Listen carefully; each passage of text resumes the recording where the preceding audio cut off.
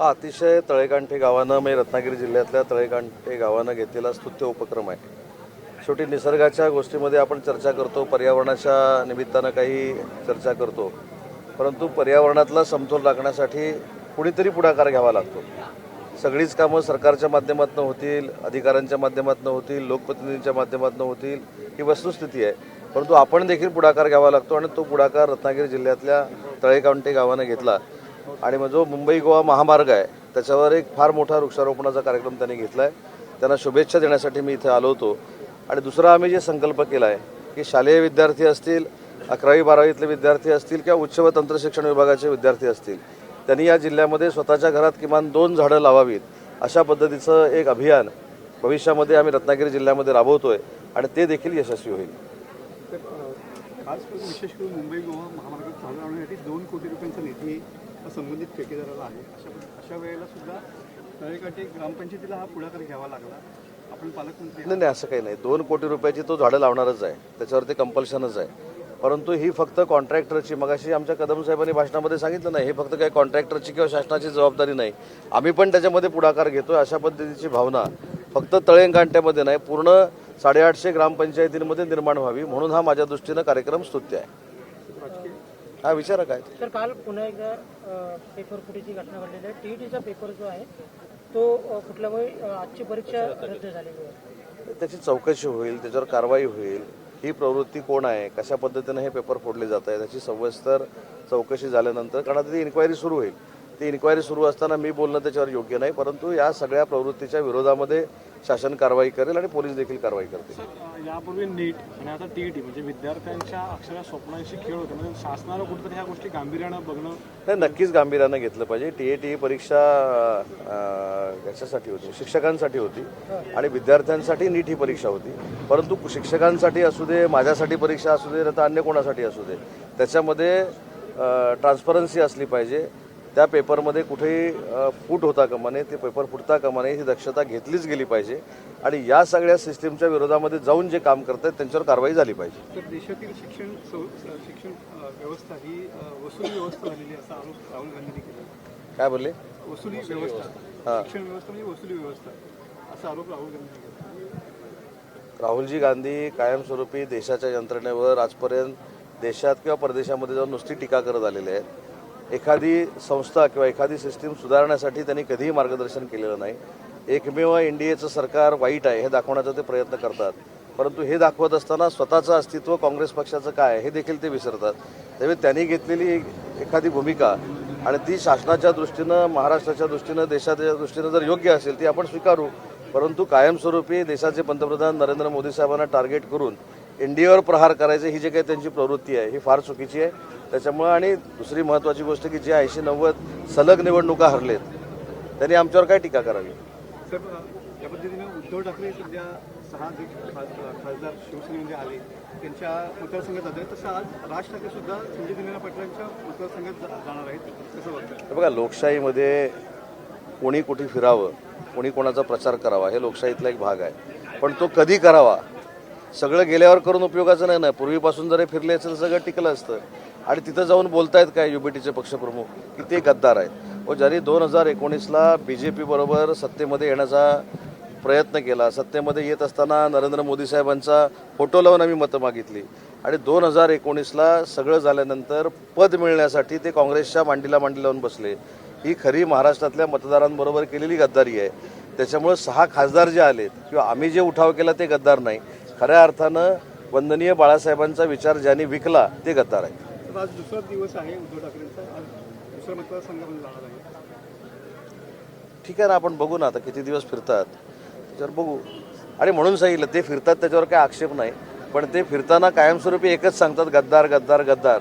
ज्यांनी बाळासाहेबांच्या विचाराशी गद्दारी केली, ज्यांनी महाराष्ट्रानं युतीला जे मॅन्डेट दिलं होतं त्यांच्याशी गद्दारी केली, त्यांनी गद्दारीची भाषा आणि गद्दारीची व्याख्या आम्हाला शिकवू नये। आमदारांची देखील चर्चा सुरू झालेली आहे, काय नाही, आमदारांची चर्चा कधी सुरू झाली? महाविकास आघाडीची मुंबईमध्ये जी बैठक झाली आणि त्या महाविकास आघाडीच्या बैठकीला 24 आमदार गैरहजर होते। आता मग या 24 आमदारांच्या मनात नक्की काय आहे हे विचारलं पाहिजे ना। त्याच्यामुळं महाविकास आघाडीच्या नेतृत्वावर सगळे नाराज आहेत, कोणाचा कोणाला मागमूस राहिलेला नाही आणि जर स्वतःहून काही मंडळी शिंदेसाहेबांचं नेतृत्व स्वीकारणार असतील तर आम्ही कशाला नाकारावं. त्याच्यामुळे जे 24 आमदार पहिले गैरहजर राहिले त्यांच्याशी आम्ही चर्चा करतो, त्यांची काय नाराजी आहे ती. साहेब, जे खासदार कुठून शिवसेनेच्या पक्षात गेले त्या ठिकाणी आता नवीन शिलेदार उद्धव ठाकरेंनी जाहीर केलेले आहेत. कालच्या भाषणामध्ये सुद्धा हे बघा, ही राजकारणातली एक प्रोसिजर आहे. कोणामुळं कोणाचा पक्ष थांबत नाही, परंतु तो पक्ष काय ताकदीचा आहे याचं आत्मचिंतन आत्ममंथन झालं पाहिजे. आज शिंदेसाहेबांच्या नेतृत्वाखालची शिवसेना ही महाराष्ट्रातली खासदारांच्या बाबतीतली एक नंबरचा पक्ष बनलेला आहे. महायुती 6 खासदारांनी वाढलेली आहे. NDAमध्ये आपलं संख्याबळ वाढलेलं आहे. त्याच्यामुळं कोण कोणाच्या विरोधात उभे करणार आहे त्याच्यापेक्षा कोण जिंकणार आहेत हे महत्त्वाचं आहे. श्रीकांत शिंदेना केंद्रात मंत्रिपद मिळावं अशी गुलाबराव पाटीलने सुद्धा इच्छा व्यक्त केलेली आहे. काय सांगाल? डॉक्टर श्रीकांत शिंदेनी स्वतःच्या कर्तृत्वावर देशपातळीवर त्यांचा एक आवाका तयार केलेला आहे. स्वतः नरेंद्र मोदी साहेबांचं त्यांच्यावर प्रचंड प्रेम आहे, अमित शहा साहेबांचं प्रचंड प्रेम आहे. आणि म्हणून आपल्याला माहीत असेल की जी शिष्टमंडळं तयार झाली सिंदूरचं ऑपरेशन झाल्यानंतर जगामध्ये भारताची भूमिका मांडण्यासाठी त्यावेळी सगळ्यात तरुण शिष्टमंडळाचे अध्यक्ष डॉक्टर श्रीकांत शिंदे होते. त्यांचा कामाचा आवाका, पाठपुरावा करण्याची पद्धत आणि ज्या पद्धतीनं ते महाराष्ट्रामध्ये फिरतायत त्याच्यामुळं केंद्रीय मंत्री व्हायला ते नक्की पात्र आहेत. आणि गुलाबराव पाटील साहेबांचीच नाही, आमची देखील सगळ्यांची इच्छा आहे की माननीय डॉक्टर श्रीकांत शिंदे हे केंद्रामध्ये मंत्री झाले पाहिजेत. पहिल्या निवडणुकीला कदाचित एकनाथ शिंदे साहेबांचे सुपुत्र म्हणून श्रीकांत शिंदे निवडून आले असतील, त्याच्याबद्दल आमचं कोणाचंच दुमत नाही. परंतु त्यांच्या नेतृत्वानं आणि कर्तृत्वानं आणि त्यांच्या कामानं ते स्वतः आता एक स्वयंभू नेते झालेले आहेत, हे आपल्याला नाकारता येणार नाही. तुमच्या कालच्या व्हॉट्सअप स्टेटसची सर्वात जास्त चर्चा झाली होती. तो अतिशय अभिनंदनीय आहे, परंतु बंदी येण्याच्या दृष्टिकोनातून वृक्ष लागवडांना जाऊ द्या. आपल्याकडे 2 महत्त्वाचे भाग आहेत रत्नागिरी जिल्ह्यामध्ये. आपल्याकडे जे फॉरेस्ट आहे, जे आपण फॉरेस्टच्या बाबतीत बोलताय, ते फक्त आपल्याकडे 1% आहे. बाकी आपल्याकडे पूर्ण प्रायव्हेट फॉरेस्ट आहे. आणि कायदा असं सांगतो की प्रायव्हेट फॉरेस्टमधली जर वृक्षतोड करायची असेल तर त्याची परवानगी घ्यावी लागते आणि ते परवानगी घेऊनच करतात. आपल्याकडे फॉरेस्ट कमी असल्यामुळे हे सगळे अडचणी येत आहेत. बाकीचे जिल्हे जर आपण बघितले तर 30%, 42%, 50% पण फॉरेस्ट आहे. आपल्याकडे 1 ते 3%च फॉरेस्ट आहे. आमदार पक्षाचा व्हॉट्सअपचा एक स्टेटस जे होतं ते काल खूप राजकीय चर्चा तिथे झाली. विमानाने प्रवास नाही, मी ती चर्चा होण्यासाठीच टाकलेलं होतं, असं काही मुद्दाम टाकलेलं नव्हतं. त्याच्यामधनं हा मला संकेत द्यायचा होता की माननीय एकनाथ शिंदेसाहेब आणि माननीय देवेंद्रजी फडणवीस यांच्यामधलं बॉन्डिंग हे अतिशय विलक्षण असं आहे. त्याच्यामुळे दुसरा कोणतरी मध्ये विमानामध्ये बसला म्हणून त्यांचं काही बॉन्डिंग कमी होणार नाही, हे मला सुचवायचं होतं. आणि दुसरी महत्त्वाची गोष्ट सांगितली की त्यांचं बॉन्डिंग हे फक्त राजकीय नाही तर राजकारणाच्या पलीकडे त्यांची मैत्री आहे दोघांची. त्याच्यामुळे महाराष्ट्राला पुढे नेण्याचं काम ते दोघं आणि सुनेत्राबाईंनी अतिशय चांगल्या पद्धतीनं करतायत. त्याच्यामुळं आपण जे काय ते विमानामध्ये बसले, विमानामध्ये चर्चा झाली, काय झालं तुम्हाला पण कळलं, आम्हाला पण कळलं नक्की काय झालं. एक एका खिडकीकडे बसले होते, एक एका खिडकीकडे बसले होते. कशी चर्चा होऊ शकते हे पण मला कळलं नाही.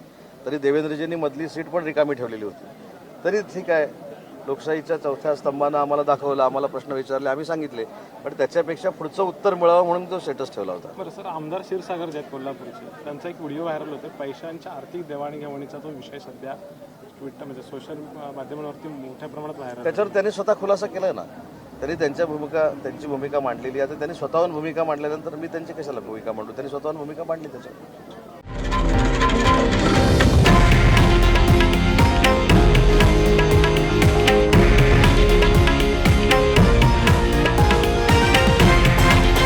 हे आहे देशातील नंबर 1 न्यूज नेटवर्क आणि आपण पाहत आहात TV9 मराठी, एकमेव.